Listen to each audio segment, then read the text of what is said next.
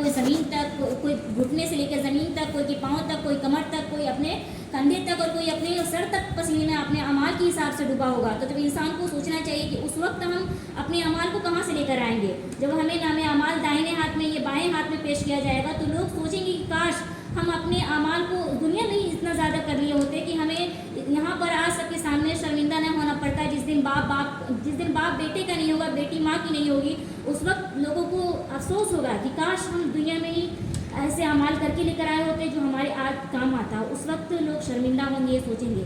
تو آج ہمیں یہ موقع مل رہا ہے، آج ہمیں اللہ رب العالمین نے یہ عطا کیا ہے کہ ہم ایک ایک نیکی پر، ایک ایک جگہ پر، ایک ایک اٹھتے وقت، بیٹھتے وقت، کہاں چلتے وقت، کیسے کرتے وقت، ہر جگہ نیکیاں لینے کے لیے آپ کو، ہم سب کو آگے بڑھنا چاہیے. ہم لوگ کو ایسی مجلس میں شامل ہونا چاہیے اور ایسے کام کرنا چاہیے جس سے اللہ رب العالمین راضی ہو اور ہمارے درجات کو بلندی عطا کرے. اور تاکہ ہمیں ایسے دنوں میں، ایسے لوگوں میں، مطلب جب سب لوگوں کو دیا جائے گا نام اعمال پیش کیا جائے گا تو لوگ اپنے ان لوگوں کو معلوم نہیں ہوگا کہ لوگ کیسے کیا کر رہے ہیں، کیا ان کو کیسا اعمال پیش کیا جا رہا ہے، کیسے اعمال پیش نہیں کیا جا رہا ہے. اس وقت لوگ گھبراہٹ میں محسوس ہوں گے، کیسے پریشانیوں میں مبتلا ہوں گے. تو انسان کو اس وقت ابھی سوچنا چاہیے کیونکہ اللہ رب العالمین نے ابھی وقت دیا ہے. اس وقت اللہ رب العالمین دوبارہ ہم کو دنیا میں نیک اعمال کے لیے نہیں بھیجے گا. کافر لوگ سوچیں گے، روئیں گے، کڑکڑائیں گے، لیکن اللہ رب العالمین اس وقت اس کی نہیں سنے گا.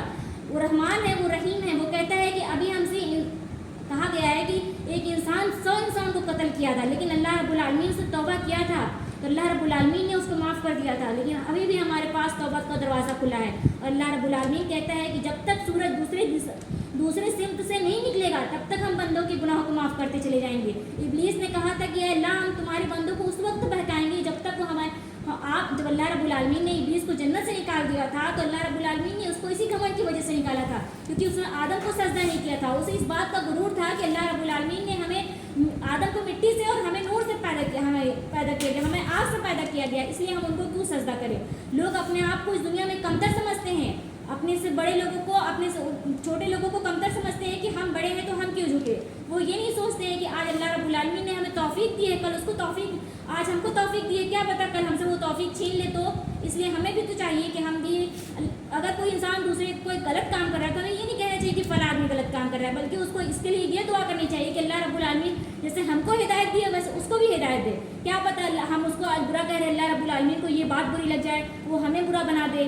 اس لیے ہر وقت اپنے اعمال کو دیکھتے ہوئے، ہر جگہ اپنے طور طریقے کو، طرز عمل کو اپناتے ہوئے صحیح طریقے سے کرنا چاہیے. کیا پتہ اللہ رب العالمین کب ناراض ہو جائے، کب صفا ہو جائے.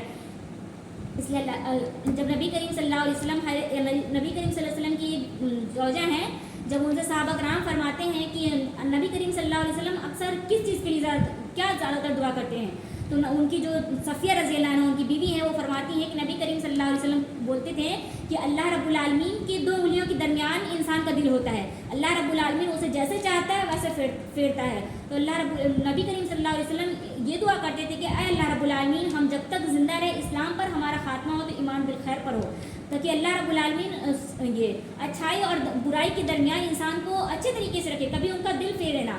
کبھی کبھی ایسا بھی ہوتا ہے کہ انسان کبھی زیادہ نیکیاں کرتا ہے لیکن کبھی کبھی اپنے موت کے قریب جب آتا ہے تب اللہ رب العالمین اس کے دل کو پلٹ دیتا ہے، وہ سب کچھ بھول جاتا ہے. تو اس لیے انسان کو چاہیے کہ وہ ہر وقت اچھے کاموں کی دعا کرے، اللہ رب العالمین سے اپنے لیے کانا دجال کی فتنے سے پناہ مانگے، اور اللہ رب العالمین اپنے سب کو اپنے ساتھ ساتھ اپنے مومن بھائی بہن کے لیے، اپنے بھائی بہن کے لیے، اپنے ماں باپ کے لیے، سب لوگوں کے لیے دعا کرنی چاہیے. کیونکہ نبی کریم صلی اللہ علیہ وسلم کی سب سے پہلے جب ان کی انتقال کر گیا، ان کے ابو، ان کے والد دو، جب وہ اپنے ماں کے پیٹ میں ہی تھے تب نبی کریم صلی اللہ علیہ وسلم کے والد انتقال کر گئے. جب نبی کریم صلی اللہ علیہ وسلم 6 سال کے ہوئے تو ان کی والدہ انتقال کر گئے. کچھ دنوں کے بعد ان کے دادا عبد المطلب انتقال کر گئے. پھر کچھ دنوں کے بعد ان کے چچا ابو طالب انتقال کر گئے. ابو طالب کے انتقال کے بعد ان کے پاس ان کے سرپرست کے لیے کوئی نہیں تھا، لیکن اب نبی کریم صلی اللہ علیہ وسلم ابو طالب سے اتنی زیادہ محبت کرتے تھے وہ کہ نبی کریم صلی اللہ علیہ وسلم کے انتقال کے بعد بھی نبی کریم صلی اللہ علیہ وسلم ابو چاچا ان کے جو طالب ہیں ان کے انتقال کے وقت حاضر تھے، اور نبی کریم صلی اللہ علیہ وسلم ان سے کہہ رہے تھے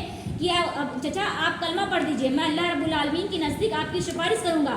کیونکہ نبی کریم صلی اللہ علیہ وسلم کو ہی یہ سفارشی کا حق دیا گیا ہے، اس کے علاوہ اور انبیاء کو یہ سفارشی کا حق نہیں دیا گیا ہے. نبی کریم صلی اللہ علیہ وسلم رات و دن دعائیں کرتے رہتے تھے صرف اپنی امت کے لیے کہ اے اللہ رب العالمین میری امت کو سلامت رکھنا، اے اللہ رب العالمین میری امت کے گناہوں کو بخشتے رہیے گا. تو اللہ رب العالمین نے ان کو یہ بخشش عطا کی تھی. ان کے علاوہ اللہ رب العالمین نے کسی اور نبی کو یہ بخشش نہیں عطا کی تھی. تو اللہ نبی کریم صلی اللہ علیہ وسلم کو اپنی چچا سے اتنی محبت تھی کہ نبی کریم صلی اللہ علیہ وسلم ان کے انتقال کے بعد بھی اللہ رب العالمین سے بہت دعا کرتے رہے ان کے لیے. ان کی قبر پر بھی جا کر نبی کریم صلی اللہ علیہ وسلم بہت دعائیں کرتے تھے، بہت رویا کرتے تھے. تو اللہ رب العالمین نے ان کے انتقال کے بعد جب نبی کریم صلی اللہ علیہ وسلم کو اس قدر مایوس دیکھتے تھے تو اللہ رب العالمین نے ایک آیت نازل کی اور فرمایا کہ اے نبی آپ اس کے پیچھے رنجیدہ مت ہوئیے، جن کے لیے ہم جس کو چاہتے ہیں انہی کو ہدایت دیتے ہیں اور جسے نہیں چاہتے اسے ہدایت نہیں دیتے. صرف آپ کا کام ہے آپ لوگوں کو سمجھائیے، آپ لوگوں کو تبلیغ کیجیے اور آپ لوگوں کو صحیح اور غلط کی طرف رہنمائی دکھائیے. باقی ہدایت دینا میرا کام ہے. تو اللہ رب العالمین جسے چاہتا ہے ہدایت دیتا ہے. تو لوگوں کو اپنی دعاؤں میں ہمیشہ یہ بولنا چاہیے، یہ یاد رکھنا چاہیے قیامت، عذاب قبر، پل صراط اور جہنم اور جنت کے واقعات کو اللہ رب العالمین سے مانگنا چاہیے. باقی سب سے پناہ طلب کرنا چاہیے. چغل خوری ہو گئی، غیبت ہو گئی، چھوٹے چھوٹے گناہ، صغیرہ گناہ، کبیرہ، کیونکہ اللہ رب العالمین گناہ صغیرہ کو معاف کرے گا لیکن گناہ کبیرہ کو معاف نہیں کرے گا. اس لیے اللہ رب العالمین سے اپنے گناہ صغیرہ اور گناہ کبیرہ کے لیے بھی معافی مانگنی چاہیے. صرف یہ نہیں سوچنا چاہیے کہ ہم نے یہ کام کر لیا تو اللہ رب العالمین گناہ کبیرہ اور گناہ صغیرہ، تو کئی لوگ انسان ہوتے ہیں جو جانتے نہیں ہے کہ ہمارے گناہ ہیں صغیرہ کون سے داخل ہے اور کبیرہ کون سے داخل ہے. اس لیے انسان کو بہت سوچ سمجھ کے اور سب کی تفصیل بھی کرنی چاہیے. ایسا نہیں ہے کہ ہر چیز ہمیں عالم ہی بتائے گا، انسان کو بھی عالم کے پاس جانا چاہیے اور عالم کو بھی بہت تفصیل کے ساتھ بتانی چاہیے کہ ہو سکتا ہے اگر ہمارے ایک بھی جملے یا پھر ہمارے ایک بھی نقطۂ نظر کی وجہ سے اگر کوئی انسان غلط کر بیٹھا ہے تو اس کی تفصیل مجھ سے کی جائے گی، مجھ سے سوالات کیے جائیں گے کہ تم نے بغیر علم ہونے کے باوجود اس کو اس طریقے سے کیوں بتایا.